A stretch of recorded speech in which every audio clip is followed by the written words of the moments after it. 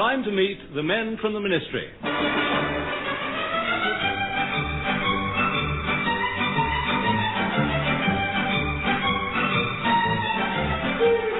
We present Richard Murdoch and Deryck Guyler in The Men from the Ministry, a weekly tribute to the men of our government service. Cautious, careful men, often so cautious and careful that they look both ways before crossing their legs.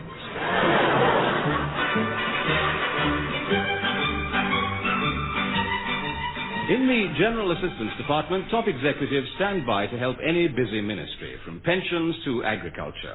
Today we find them dealing with problems of the soil. The next thing to plant is turnips. It's quite clear from this crop rotation chart. That may be what the Farmer's Guide recommends, but you cannot plant turnips in the window box. Why not? Why must we always have flowers? Because that's what a window box is for, too, you see. I mean, to brighten up Whitehall with daffodils and irises and phlox. Phlox of what? Oh. Look at all those tulips at the Treasury. Think of all the pansies at the Foreign Office. Growing things is good relaxation, according to the Civil Service Journal. They've done a survey, you know, on how people avoid the stresses and strains of overwork. They didn't ask us one. No, it's funny that, you know. But they asked the permanent undersecretary. Sir Gregory Pitkin, what did he say? Well, he says he prepares for the day's problems with an early morning run. Lying old devil. The only morning running he ever does is to get home before his wife wakes up. Talking about Sir Gregory, too, did I tell you his wife's coming up to town tomorrow? Sir Gregory's arranged to be out, so we've got to look after her for a few hours, you see. Oh, yes, I've got a note on my blotter. Here we are. Yes. Thursday, trade figures due, also library book. Friday, skinless sausages, Lady Pitkin. Well, she's very nervous, I gather. She hates big cities, you know. Oh, yes, if she has to cross the street, she takes a taxi. Now, you'll probably have to take care of her, too, because I'm very busy tomorrow. Lying old devil! Yes, now the point is that... What did you say, too? Me, I didn't say anything. Think of all the pansies! Think of all the pansies! Why are you talking in that funny voice? You want to watch it, too, you know. You'll do yourself a mischief. It's not me. I'm not talking... Good heavens, look, man. Sitting on our window box. A great big green pigeon. Oh, don't be daft, too. That's a parrot. You'll parrot when you see one. Well, how on earth did that get there? Came up by train! Came up by train! It must have escaped from somewhere. Ooh, what fun. I say, let's try and catch it, shall we? You'll do yourself a mischief! You'll do yourself a mischief! Now, stand back, too. I'll catch it for you. All right, man. Parrots are very delicate, you see. They need careful handling. Oh, my word, yes. Now, Pretty Polly, Pretty Polly. Oh, that's clever one. Did you mean it to land on your head? Here we are. Lovely cup of char. Oh, Mr. Lennox Brown. Why are you wearing that funny hat? It is not a hat, Mildred. Blimey, it's a vulture. It's all right, Mildred. It's only a parrot. Calm down. So it is. It just flew in the window, Mildred. Mr. Lennox Brown cleverly caught it on his head. Yeah, it's lucky it's not a woodpecker. Sir, I had a phone call from Sir Gregory. He's on his way to see you both. What? Oh, dear, we'd better hide the parrot. He'll think we're slacking. Yes, besides he doesn't like animals and he hates birds. Put it in the filing cabinet. Good idea. It's got great big drawers. Right, in you go, Polly. There we are. Hurry up, man. I can hear Sir Gregory coming. That's it. That'll be all right there. Now, come on, too. Try and look busy. How? Well, twiddle your date stamp or something. And listen. Yes? Keep quiet about that parrot. Okay. Lennox Brown. Oh, good morning, Sir Polly. There's Sir Gregory. My word, what a pleasant surprise, sir. We've got a query for you. Blimey, it's a vulture. I beg your pardon. Oh, I didn't speak, sir. No, it was Lamb. He has a report on agriculture. Lamb? What's happened to your voice, man? I've lost it, Sir Gregory. Just got a bit of a chill, Sir Gregory. He's been drinking out of a damp glass. Well, you better do something about it. I can't have my staff away with sore throats. Tie an old sock round it. That'll do the trick. Very good, sir. Very good, sir. Now, I just popped in to say that I have how shall I put it? Lying old devil. Who said that? Now, that wasn't you, Lamb. The voice came from over there. Let me explain, Sir Gregory, please. Now, that's Mr. Kent at Pensions throwing his voice through the window. He won a course in ventriloquism in the staff Christmas raffle. That's right. Kent the Vent, they call him. That's what they call him. I don't know what you're talking about. Anyway, the point is I'm looking for a parrot. Yes, well, now, if you told... What? You're looking for the parrot, Sir Gregory? Blimey, you mean you've lost one? That's exactly what I mean. It escaped from my office. Extremely serious matter. It must be found at all costs. Good grief.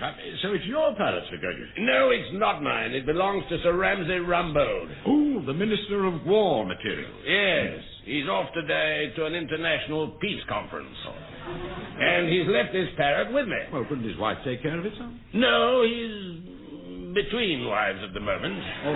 And he asked me to look after the bird, and I agreed. Sir Ramsay is highly influential, as you know. And now the wretched thing's escaped. Oh, dear me. This is most unfortunate. Unfortunate? It's a disaster. Sir Ramsay's devoted to that parrot. He'd be furious if it went. Really? And just when I thought he might throw a light peerage in my direction. Would you be pleased if we found it for you, Sir Gregory? Pleased? I'd be so delighted I'd overlook what you did last week to the Royal Yacht. Yes, even if it takes months to refloat it. But what makes you think you could find it? Let us just say a little bird told me. I think we have a certain reputation for alertness and initiative, sir. Oh, my word. Yes. Now, I suggest you look out of that window, sir. That one over there, you see? That one over there. Now, we look out of this one. Oh, we look out of this well. one. Mildred, quick, get that parrot from the drawer and quietly. Radio, sir. No sign of it over here, Leonard Brown. Don't turn round, Sir Gregory. Keep looking. It might fly past at any moment. Here you are, sir. Good. That's it. Got it. What? Yes.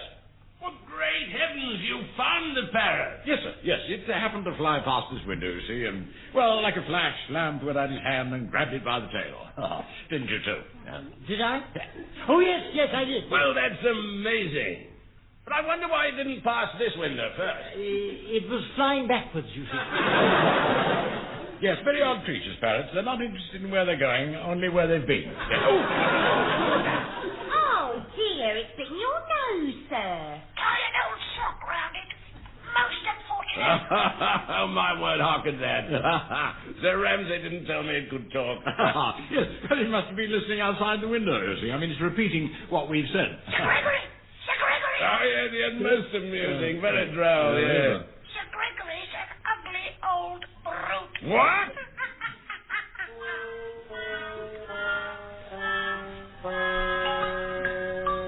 Don't worry, Sir Ramsay. Your parrot will be perfectly safe. I shall look after it as if it were my own son. Daughter, Pitkin. She's a lady parrot. Oh, well, if you say so, Sir Ramsay. By the way, Pitkin, that BBC nonsense wanted to interview a civil service wife, didn't they? That's right, sir, yes. Did you find a lady for the job? Not exactly. My wife's going to do it. She'll be in town anyway, and their fee will buy me a few cigars. Yes, well done. Now, do discuss those defense reports with me sometime, will you? They're very urgent, you see. Goodbye. See you in 3 weeks, Melisande. Goodbye. Don't worry, I shan't let her out of my sight. Goodbye, Sir Ramsay. Melisande, yeah. Now to important matters. Hello? Miss Bentwater, please. She's an easy bird. She's an easy bird. Quiet, you stupid creature! Oh, no. Not you, Daphne, dear. Hello, my sweet, it's Bunny. Yes. Oh. All set for the weekend? Yes, I know I'm a bit late getting away, but Thursday's a busy morning. But I'll make it up to you, my dear. What? Oh, lumbered with a crummy old parrot? You must be joking.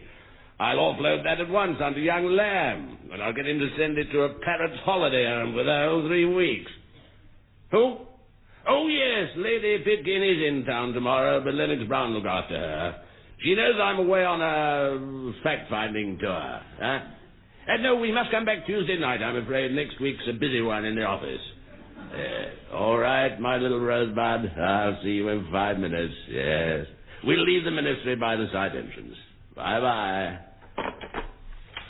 You sent for me, Sir Gregory? Ah, Lamb, I thought you were never coming, so I started to write you this note.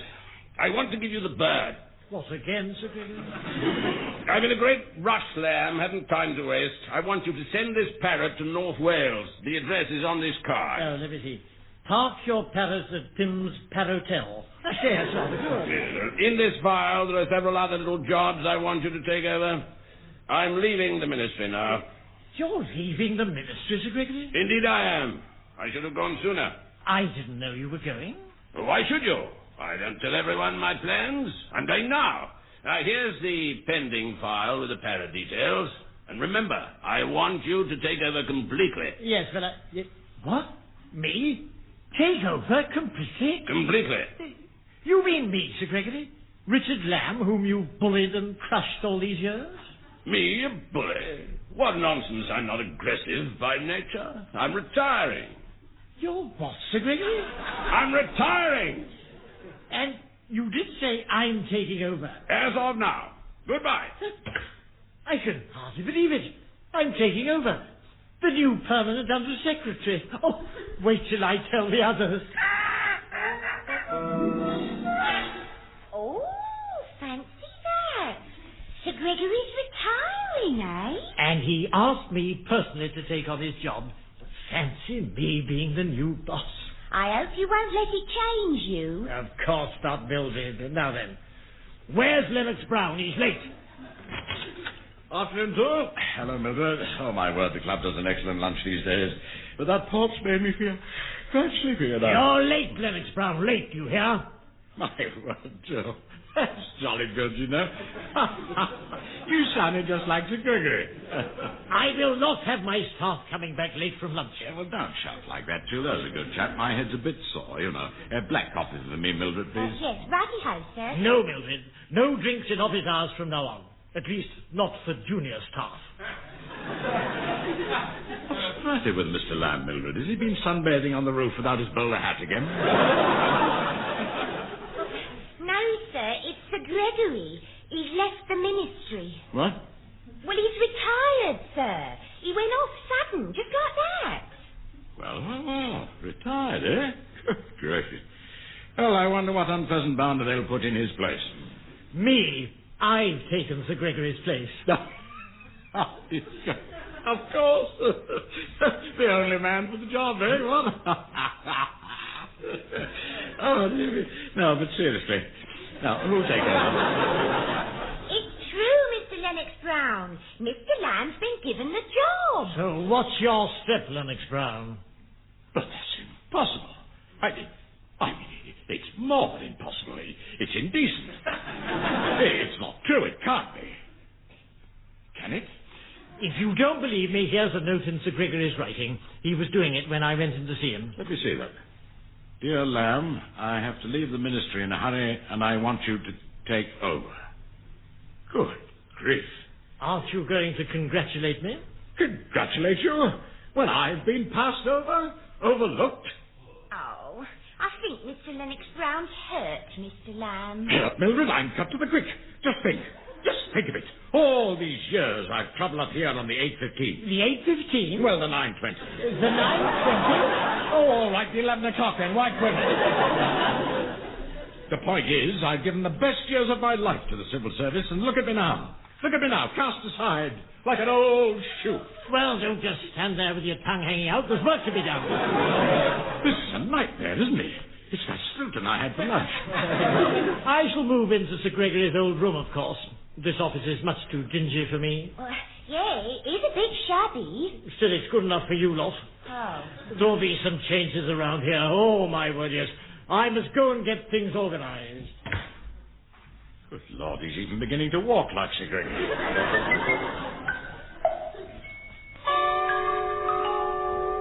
Poor Mr. Lennox Brown. You look exhausted. All this power has gone to Mr. Lamb's head. He kept me in the office till 11 o'clock last night, and I had to come in at 8 this morning. And he made me take work home with me. Yeah, and I've been here since 7. He's not been in the job for 24 hours, and he's made everyone utterly miserable. All this work? It's incredible. If they put me in charge, I'd have gone straight off with 10 weeks' leave. Well, he's not working, he's just enjoying himself. Do you know, he's thrown out all Sir Gregory's furniture and redone his office with new carpets, billiard table and a trampoline. Well, he's gone mad, of course. And over the weekend, he's having 2 walls knocked down to enlarge his office so he can practice his golf shots. Well, I refuse to talk to him. And another thing, whenever I go in there, he's making peculiar phone calls. Peculiar phone call? Yeah, I can't think what he's up to. Hello, is that Mr. McSporran? Aye. Mr. Angus McSporran of Staff Administration? Aye. Am I right in thinking that your civil service rank is above Lamb and Lennox Brown of the General Assistance Department? Aye, it certainly is. And many's the time I've had to give you on to a severe reprimand. But you'd be below Sir Gregory Pitkin's rank. Aye, that's very true. Why? I have an important message for you. Oh, aye, what? This is fun. Now I know why Sir Gregory enjoyed his work. Come. Excuse me, Mr. Lamb. I wondered if you'd like your usual mug of Chocky Vita. Certainly not, Mildred. Top executives don't drink Chocky Vita. When I'm thirsty, I just go to Sir Gregory's hospitality cupboard and have a mug of liqueur. I wonder how Sir Gregory is enjoying his first day of retirement. Hello, Richard Lamb speaking. Ah, Lamb, I've had great difficulty getting through to you. Well, I've been very busy, you know, Gregory. I'm glad to hear it. No lies still, Daphne. I shan't be a man from this. Now, a couple of points I want to explain, Lamb. Very kind of you, old chap, especially when you've retired. Retired? Oh, yes, well, I am just having a little nap after lunch. Don't do that, Daphne. Not my life on the phone. My word, Sir Gregory, you've waited 40 years for this. You what you say, Lamb? It's a bad line. Keep active, that's the main thing. Well, I want to remind you that Lady Pitkin's coming up to town this afternoon. She must be looked after properly. Oh, yes, we'll look after her properly. She's to be interviewed on the BBC at 6. Program on civil service wives. She's to go to the BBC. I understand. I'll make sure Lennox Brown takes her there. And then there's the parrot. Don't forget that parrot in Wales expected this weekend without fail. She'll be sent to Wales. Don't you worry. Goodbye, Sir Gregory. Enjoy yourself. Well, why not, eh? All work and play, what? Goodbye, Lamb. You know, he sounded very happy. Retirement's doing him good. At last he's having a little peace. Did you say the old birds to go to North Wales? Yes, to the address on this card, Mildred. And at 6 o'clock tonight, the other old birds wanted at the BBC. You and Lennox Brown can handle both jobs. Yes, sir. Oh, there you are, Mildred. Mingling with the mighty, eh? Would you kindly ask Mr. Lamb if he's finished the unemployment report? What report? Mr. Lamb asks, what report? Tell him the unemployment report, Mildred. Sir Gregory was working on it, so no doubt Mr. Lamb has completed it. Mr. Lennox Brown says the unemployment report. Yes, I heard him, Mildred. I was going to do it, but I lost my pencil. Sounds to me, Mildred, as if he can't do it. We haven't time for gossip. You've both got jobs to do. Mildred has the details. I'm off to Downing Street. Downing Street? Oh, Yes, I thought I'd see if the Prime Minister's doing anything this evening. He might like to come to the pictures. No. Good grief. Or perhaps we'll take a boat out on the Serpentine. We top brass must stick together, you know. Cheerio. Well, top brass, eh? I can't believe it's the same Mr. Lamb who used to grow mushrooms in his filing cabinet. Yeah, well, what are these jobs, Mildred? We'd better get them done and then we can go. Well, one's the parrot, sir. He had a reminder from Sir Gregory on the phone. I didn't get all the details because I could only hear Mr. Lamb. But it's due at the BBC at 6 o'clock. At the BBC? Not the parrot? Well, it's needed for a broadcast or something. Oh, yes. Well, it'll be one of their nature programs, Let's Peep at the Birds, or What's Happening in the Woods. Yeah. And the other job's Lady Pitkin. Ah, yes. Well, I met her just now. Rather vague woman. She came up the steps, went round 4 times in the revolving door, and has staggered off down the steps again. I've left her in the waiting room. Well, she's to be sent at once to this address in North Wales. Odd business. Well, you take over Lady Pitkin, Mildred, will you? And I'll cope with the parrot. 6 o'clock at the BBC, you said? Yes, sir.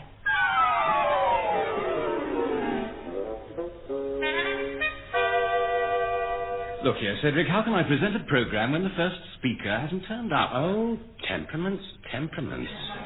Don't be so headstrong. But we're due on the air in 12 seconds. Trust your producer, Ducky. Reception just rang to say Mr. Lennox Brown's arrived from Whitehall with a bird. A bird? Oh, you know that butch commissionaire and his slang. He means a woman. It'll be that civil service wife we're expecting. I hope you're right. They're on their way up. Now stand by, Ducky. We're on the air. Now.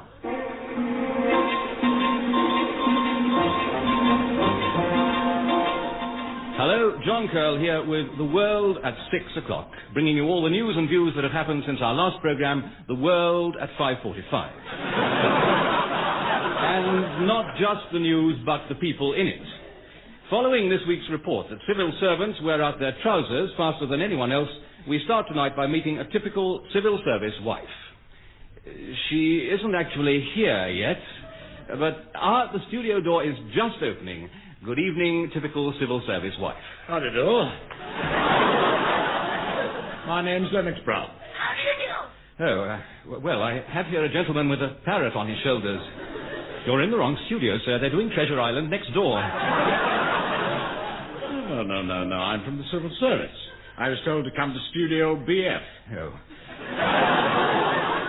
Well, listeners, there's obviously been a change of plan. Mr. Lennox Brown, I gather you're... An ugly old brute. You'll have to excuse the parrot, but she's very excited about being on your nature program, you know. She likes being interviewed. Nature program? This isn't a nature program. I'm trying to interview you. Most unfortunate. I'll begin again. You do yourself a mischief. Thank you, Mr. Lennox Brown. And now, listeners, the next item... But what about the interview? You're ruining the program. What? Tie an old sock round it. I do apologize, listeners. We've had slight technical trouble in the studio. Get that blasted parrot out of here. I'm trying to catch it. Glory, come in. Let's move on to the next item, then. Sir Ramsay Rumbold left today to attend the International Peace Conference at Agro. On the way out to his aircraft, he told reporters... I'll grab it by the tail. Stop! Get that bowler-hatted skinhead out of here! We're off the air. I've had to be ruthless. Monkey nuts. There's been some misunderstanding. We want the nature program. What's happening in the woods? Oh, get out. Well, I want to know. I don't know anything in the woods.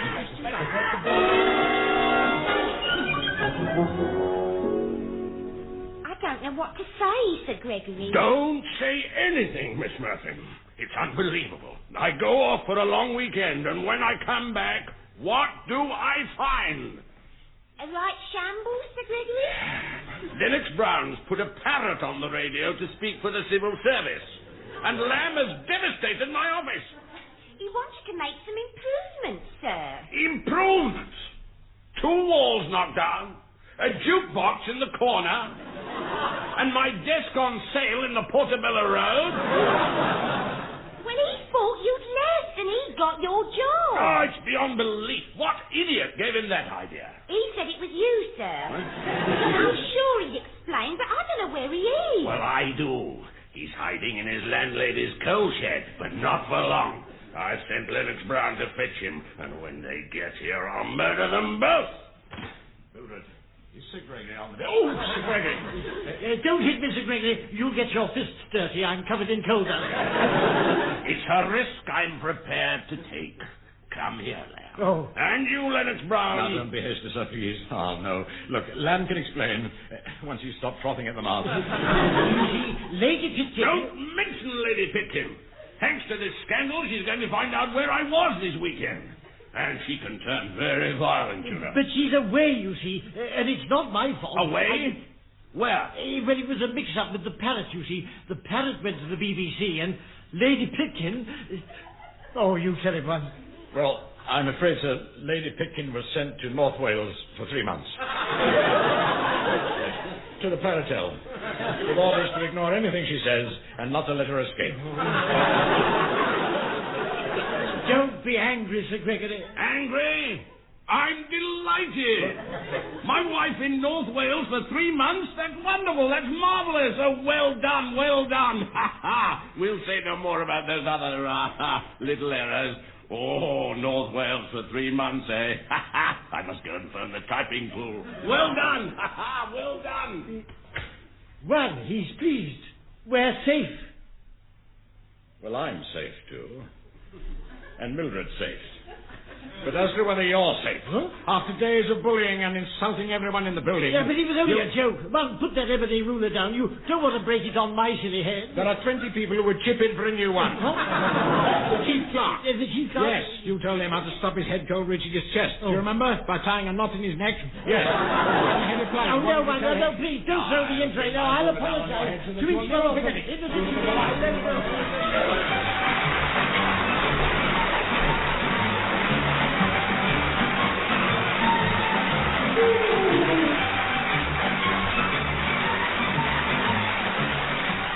Getting the bird as the men from the ministry were Richard Murdoch and Deryck Guyler. Also featured were Norma Ronald, Ronald Baddiley and John Graham.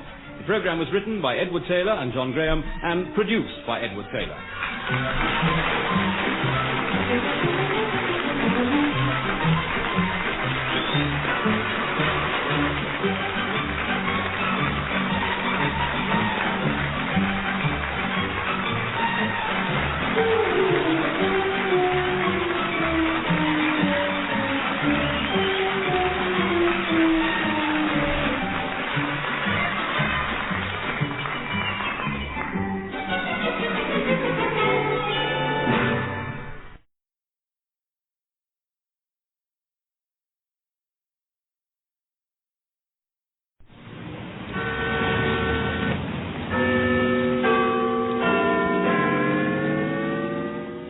Time to meet the men from the ministry.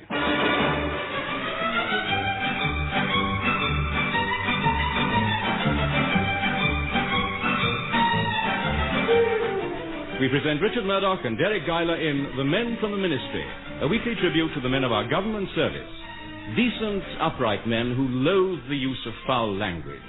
In particular, such four-letter words as work, duty, jobs, and one you never hear in Whitehall, sack.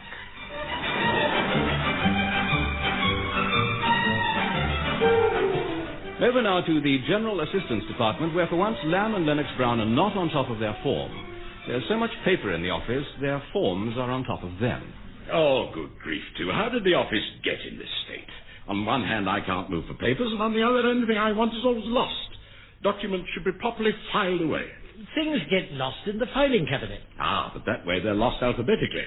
The whole place is a shambles. Go through all these papers, file what's needed, chuck out what isn't. Oh, you can get rid of those old Air Ministry forms for a start. Oh, must I? They make the best paper darts we've ever had. Well, they'll have to go. And these blue ones on the floor, I suppose? No, too. Leave them. They're holding the leg of my desk up. With that, then it creaks. Horribly. General Assistance Department, Lennox Brown speaking. You were right the first time, Lennox Brown. Oh, good morning, Sir Gregory. I shall be calling in shortly with a new job for you. I thought I'd better check up that you were there. Oh, yes, we're here, sir. You weren't yesterday. Ah, yes. Now, funny you should mention that. Yes. We, had to pop out to the, War Office. The War Office? That was abolished years ago. Ah, that's why it took us so long. Well, I hope you've tied up that office extension scheme. There's another project for you. I'll be over shortly. Ah, dear me. He's got another job for us. And he hopes we've tied up the extension scheme. What scheme was that one? Well, didn't I mention it? No. Oh, well, apparently there are so many new civil servants, they need another giant office block to house them. Really? Yes. And I suppose once they move in, someone will have to find them jobs. Oh, not necessarily. Anyway, our job is simply choosing the site. And as Sir Gregory thinks we've finished, we better start at once. I thought you wanted me to do this filing. Later. Fetch the London street map, will you? As you say so, one. Yeah. Won't be easy, you know, finding space for a new luxury block in central London. Here you are. Fancy a new luxury block. We can suggest all the things we've always wanted. Ping-pong room on every floor, and A real typing pool? Government offices already have typing pools. No, I mean a proper one with real water. And all the typists in bikinis. I keep telling you, our present task is simply to find the space to build the block. Look, here's a green bit on the map. There's nothing there. Really? Oh, where is that exactly? Under my thumb. It's oh, yes, I know very that. central. I wonder what that one is. Regent's Park. Do you ever use Regent's Park too? No, I haven't been there for years. No, nor have I. That's it then. The area's wasted. Just right for redevelopment. Oh, good. We have done well. Tea up. Grab a cup. Thank you, Mildred. Just put it on the desk, you know. Righty-ho, sir. Hello. You got one of them new psychiatric tablecloths. It's not a tablecloth, Mildred. It's a map of London. Oh, has Mr. Lamb forgotten where he lives again? No, Mildred. We're going to bulldoze Regent's Park and put up new government offices. Oh, what a shame. Bernard and I often go there for a picnic. We sit by the lake and hold hands. Sometimes we go a bit further. Really? Oh, yeah, we have been as far as the zoo.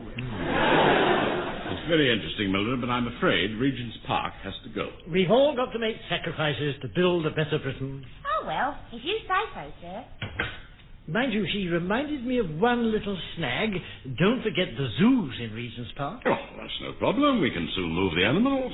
Oh, I loved the zoo as a child, you know. Yes, so did I. Yes, I did, yes. Our housekeeper took me, you know. Yeah. Awfully kind woman. I see. Yes, used to hold me up close to the lion's cage. Yes. You know, she'd even let me try and squeeze between the bars. Jolly frightening, those lions. And do you remember the ugly old warthogs? Warthogs? Yes, vaguely. I can't quite recall what they looked like. Oh, Linux Barn. Oh, yes, I can now. Oh, hello, Sir Gregory. Very good of you to call. Oh, I haven't come for idle chit-chat. Now, first, have you found a site for that new office block? Yes, indeed, sir. We spent a lot of time researching the project. What site have you chosen? Regent's Park. Nice, clear, open space. Oh, we can put up a row of office blocks. One of my chief assets in this job is my sense of humor. Sense of humor. I can always recognize moments when a joke will help things along. I know, Sir Gregory. And this isn't one of them. No, yes, right, Sir Gregory. Yes. I may have misheard, but I thought you said Regent's Park. Slip of the tongue, of course. We really meant Hyde Park. Now listen, both of you. London parks will not be tampered with. Right, Sir Gregory. Yes, we were just joking, of course. This little joke, you know. Well, now, we'll find somewhere else, don't you want? Oh, heaven knows it's simple enough. There's masses of old streets on the other side of the park just ripe for demolition. Oh. I'll pick one for you. Oh. Now, this street would do. Here. I've marked it on the map. Oh, it's very kind, Sir Gregory. Thank you. Right. That's that dealt with. Now, your new job. It involves the kitchens at Buckingham Palace. Why say? Well, don't. As you know, the Queen has just left for a world tour. Don't tell us she left the oven on. Lamb! I said I'll do the talking. Now, while Her Majesty's away, the kitchens are being redecorated, so you're to go along there from time to time to check on progress. We'll deal with it, Sir Gregory. And start compulsory purchase on that street. Eviction orders if need be. It's urgent, so get on with it.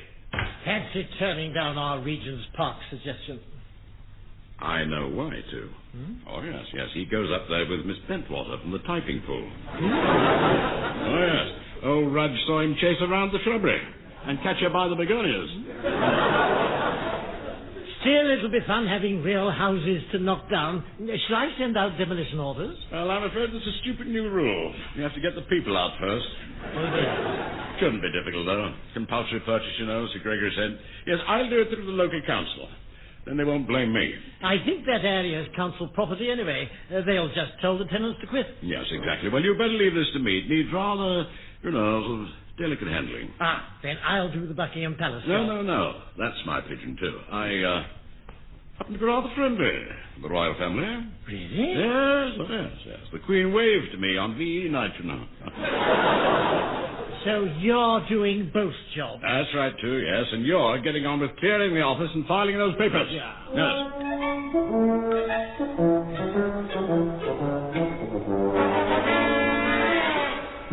I've done rather well, Mildred. In only 3 days, I've tidied the whole of one corner. Of course, I've had to be ruthless. Yesterday I threw away 4 envelopes, a bent paperclip, and a very old fish paste sandwich. You know, I couldn't sleep a wink last night. Not a wink. I was so angry. I think I could chuck out this little lot. Application forms for new ration books. It's a diabolical liberty. What's Bernard done to you now, Mildred? Not Bernard. It's the flaming council, isn't it? They sent us an order to quit our house. Really? Why? Oh, I don't know. The whole street's got to go. They want to rehouse us outside London, but we want to stay where we are. Why don't you send a B-15 to the council? Oh, one of them jet bombers. Good idea. Mildred, a B-15 is a form, a very long and complicated one. Councils hate them. I've just found a huge pile here. Send 2, that'll fox them. Oh, thanks ever so much, Mr. Lamb. I knew you wouldn't let me down.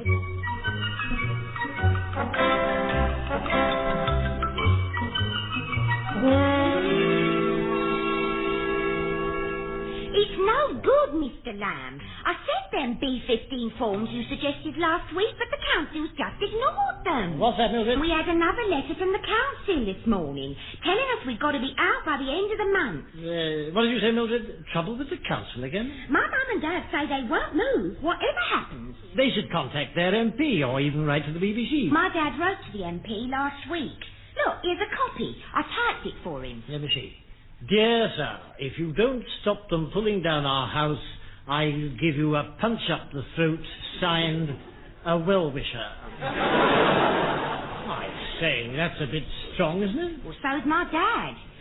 Well, I wish I had time to go into it for you. As it is, I can only just give you all my sympathy, and I jolly well hope you put up a fight. I thought I'd get up a petition and have all our street sign it. Good idea. Take some time off now and get it started. Mr. Lennox Brown won't mind. He's out today, dealing with some road clearance scheme. Oh, thanks very much, Mr. Lamb. You're a tower of strength. Oh, it's scandalous. These faceless bureaucrats threatening the homes of decent citizens. Bowler-hatted Hitlers. Morning, Joe. Oh, hello, man. You're in after all. I say, you look glum. Your moustache has gone all droopy again. Well, it's this infernal road clearance scheme. I'm meeting awful opposition from the residents. Moshy devils. Isn't it shocking the way people stand in the way of progress? Never mind, I'm getting on well with tidying the office. These residents don't seem to care about building a better Britain. Their sole concern is not getting their homes knocked down. Should we keep these old maps, I wonder? Would you believe it? Would you believe it? These people have sent their council 2 forms B-15. Perhaps we'd better. America might come back in the empire.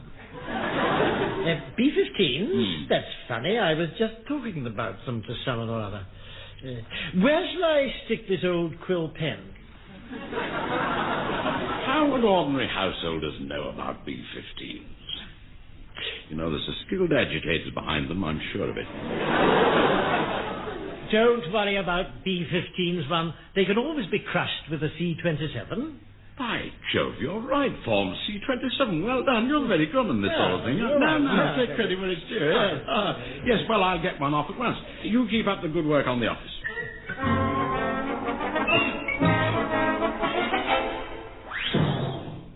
Mr. Lamb, it's in all the papers. The whole squalid picture. What did you say, Mildred? The eviction stories in all the papers. We've defied the council for 2 months, see? I don't think we could ever have done it without your encouragement. Oh, well, one does what one can, Mildred. And today they say they'll evict us. What? Don't you worry, we're not moving. A lot of families left last week, but we Mertins have barricaded ourselves in. Good gracious, do you mean you've got sandbags and things? Well, sort of. Mum's filled all the pillowcases with earth from the garden. And Gran says she'll sit on the roof and pelt the enemy with mint humbugs. And your father, will he stand firm? Well, yeah, as long as we can keep him out the pub. My mum's got a knob kerry. My uncle brought it back from South Africa. Oh, dear, these foreign diseases can be very nasty. Mr. Lamb, a knob kerry's a primitive sort of weapon. A long thing with an ugly wooden lump at the top. You mean it looks like Sir Gregory? Oh, that's very good. It'll be such a tonic having you in there with us when they're trying to storm the house. Keep smiling, I always... What? Me? In there with you? There, I knew you'd want to come. I mean, after all, you brought us so far, and you're not the man to duck when the crunch comes. No, I mean, yes. I mean, I'd love to, but I can't. It's my bath night, you see. But it's this afternoon, sir. Then there's all this filing and clearing the office, and besides, a ministry man couldn't be involved in violence. Oh, there won't be any violence, Mr. Lamb. There'll be no violence, you say? Well, not unless my daddy has you got us into this and then backed out. Oh. Don't let us down, Mr. Lamb. You see, we've got plenty of brawn down there, but we need a brain. A leader. Oh, well, perhaps I could spare an hour or two, just to tell you all what to do. Oh, thank you, Mr. Lamb. You're an hero. I'll go and get an official leave form so I can have the afternoon off. Yes, I ought to go down and get them organised. The people's champion, they'll call me. Once more onto the beach, dear friends. We'll fight them in our breeches. We'll fight them in the field. What are you doing on the desk waving your brolly like a man? I thought you were seeing the council this morning. Oh, well, I was there last evening. Sir Greg and I went together and told them we couldn't tolerate further delays on this road clearance scheme. Oh, quite right, one. Yes, we're having to clear the premises by force, you know.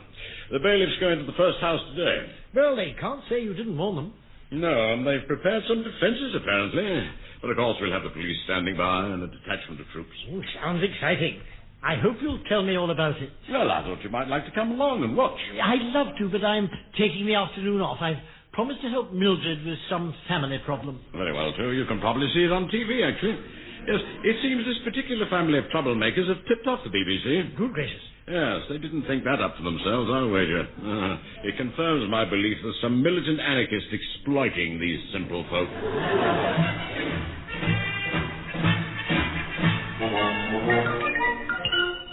Hello, viewers. Well, as you've probably gathered, this is Forth Robinson here in Trafalgar Terrace. And I'm looking at the little house that has suddenly become a flashpoint in the squabble between the local residents and the authorities.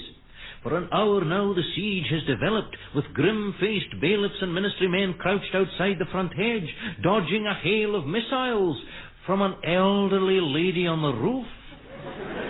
Well, this is Grandmother Murphin, I'm told. And she's sitting up there with a mug of hot soup in one hand and a chimney pot in the other.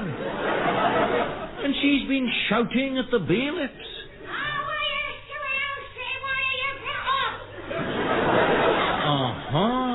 I think she's asking them to leave.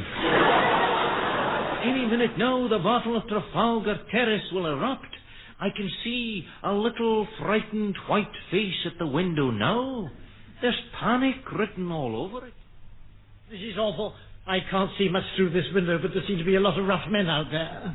Here, Dad, where are you going? I'm going out to give them a punch up the throat. No, Dad, don't be so rash. We don't want bloodshed, Mr. Murphy. Then you stop trying to climb up our curtains. Mr. Dan, can't you think of a clever ruse to send them all away? Not offhand, Mildred. Perhaps if I slipped out of the side door and back to the office, something might occur to me. You flaming well stay where you're perishing well are. We'll need you when we start putting the boot in. No, Mr. Murphy, there's no need for violence. We must talk with the other side and negotiate and... Put the boot in. Put the boot in? No. I don't think we want to aggravate them. They're a ruthless-looking lot. I bet there's some real hard men out there. Oh, dear me, it's all rather uglier than I thought, Sir Gregory. I'll just pop back to my club and think out a plan. Stay where you are, Lennox Brown. We'll need every man when we use the hoses. Hoses? Did you say hoses, Sir Gregory? Yes, stupid mamby-pamby stuff, I know, but we have to try it before we give them the tear gas. Oh. And then, as I see it, a frontal assault by the army, whilst the police move in at the rear. Yes, but what about the little old lady on the roof? Oh, no problem there. The snipers can soon pick her off. Oh, just a moment, sir, please. I mean, we mustn't get too carried away, surely. I mean, couldn't I just have a final word with them? Oh, look, there's a loud hailer over there. I'll use that. It's worth a try, isn't it? This is awful. What are you doing now, Mr. Lamb? I can't see a thing, Mildred. Well, no wonder with the coal scuttle on your head. I'll take it off a moment. It is rather hot in here. Oh, I still can't see much. They're all behind the hedge. Hello there. Oh, This I'm is listening your to someone last chance. shouting. Sounds We like a shan't have to megaphone. use force if you send out a spokesman now. We can talk things over someone to go out and talk. What a good idea. Put your coat on, Mildred. We don't want you catching cold out there. It's not a woman's job. You'll have to go. Me? But suppose it's a trap. Why can't your father go? Because he spark out under the table. Drunk the emergency beer supply.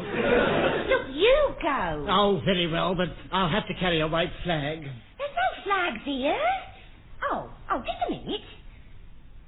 Tie this on the end of your brolly. Oh, how embarrassing. And I'm putting the scuttle back on my head. I'm not going to take any chances. Now, look here, my good man. We know what you red agitators are up to. Oh, my word, yes. Is anybody there? Yes, I'm here. And if you take that cold scuttle off your head, we can start talking. All right, if you promise not to get rough. Oh, it's you, one. Good. Great. Sure.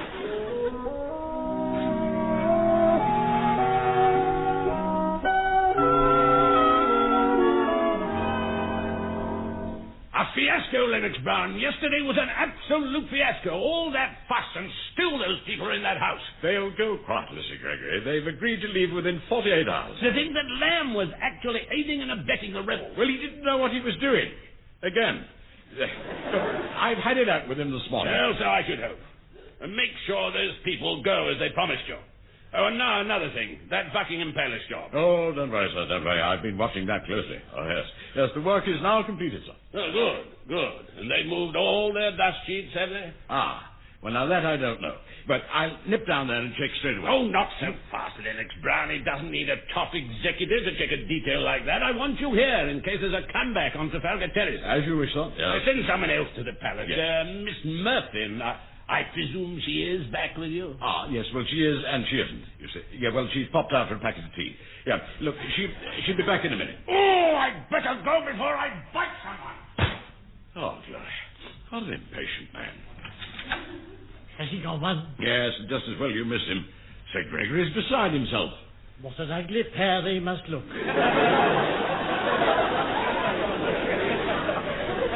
Where have you been? Skulking in the washroom, I suppose? No, I've been trying to find alternative accommodation for Mildred. Ah, Mildred. Sir Gregory wants her to go to Buckingham Palace. Buckingham Palace? Really? Ah, the Queen's still away, isn't she? Yes, that's right. What a brilliant idea. I'll tell Mildred at once. Buckingham Palace, eh?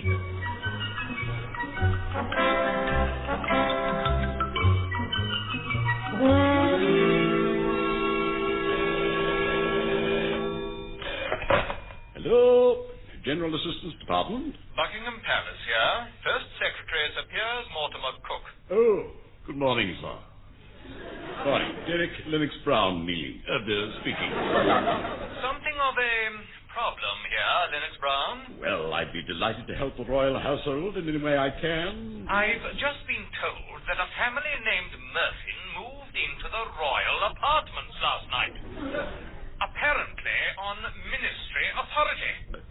Did you say Murphins? I did. Mrs. Murphy has affixed a set of plastic ducks to the walls of the royal drawing room. And Mr. Murphy, when I last saw him, was racing his greyhound up and down the royal corridors. Did you know about this, may I ask? No. I hope you will kindly locate the error and get these people out of here. Out, you understand? O-U-T. Good grief. The Murphins. Buckingham Palace. Oh, how could it happen? How could it be? Here we are again. Not late, am I, sir? I walked to work this morning. Our new digs being so near. Mildred, It was a smashing idea of Mr. Lamb's rehousing us at the palace. Lamb, it was Lamb, yes, Lamb did this. Dad says it's your true democracy at work. Ever so at home we are. Grandma spent all morning on the throne. She's been chatting up some foreign delegation. No, please. Spare me. They said they'd no idea she was so ordinary. I don't know what they meant.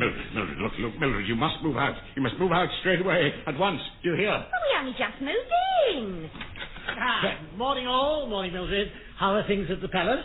We've rehoused her there like you said once. I don't know what you're playing at, but the Murphys must leave there at once. Go home to Trafalgar Terrace. What? Well, they're knocking Trafalgar Terrace down to tomorrow. Without another home, we'll all be homeless. I mean, not just us. The Bentwaters and the Needlers. Wait a minute. What's that? Did you say Bentwaters? Yeah. Their daughter works here too, in the typing pool. Not Daphne Bentwater? Yeah. Sir Gregory's little piece of thank you very much. Her people live at number 24, only they've been away for a month. Her dad won't half cut up rough when he opens his front door and finds the house gone. Well.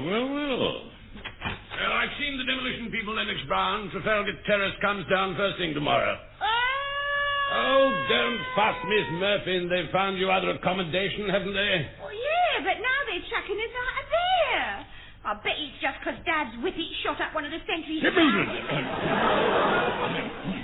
Well, now, there's been a slight problem with their new place, Sir Gregory, but they'll be sorted out. Oh, yes. The family I'm worried about is Miss Bentwater. Never mind, we must be firm and... What? Did you say Miss Bentwater? I mean the Miss Bentwater. The one who pops in and takes things down for you. She lives in Trafalgar Terrace too, didn't you know? Oh, yes. Of course, I mean, she's been away, hasn't she? Just a minute, Lennox Brown. Father's a bit of a troublemaker, I hear. Liable to stir things up, you know, when he gets back tomorrow. Look here, I think you've been too hasty on this business.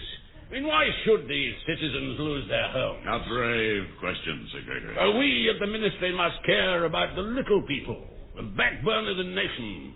Call me a soft old fool, if you like. Sir Gregory, you're a soft old... Oh, look, Sir Gregory's right.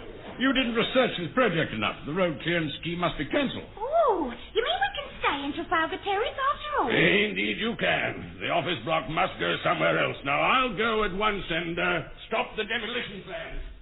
Oh, I can hardly believe it. I expect your people will want to move back at once, Mildred. Oh, yeah, I'll go and tell them. We get out of this by the skin of our teeth. The Queen's back tomorrow, but the Murphins leave today. So that's all right, right? Now, Trafalgar Terrace is saved, the Murphins and the Bentwaters keep their homes, so that's all right. Wasn't there something about building a new office block? Yes, I thought there was something else. Quick, too. Get the map. Yeah. Now. If we find a suitable site for that, Sir Gregory can't touch us. Okay, yes. Yeah. Yeah, I know. I'll close my eyes and stick a pin in it. Good idea. There. Any luck? Yes. Yeah. There's a street here just right for demolition. Old terraced houses, a known haunt of criminal gangs. I'll phone the bulldozer people. Let me see that. 2. Yeah? You can't demolish Downing Street. Somewhere's got to get... Oh. Please, no.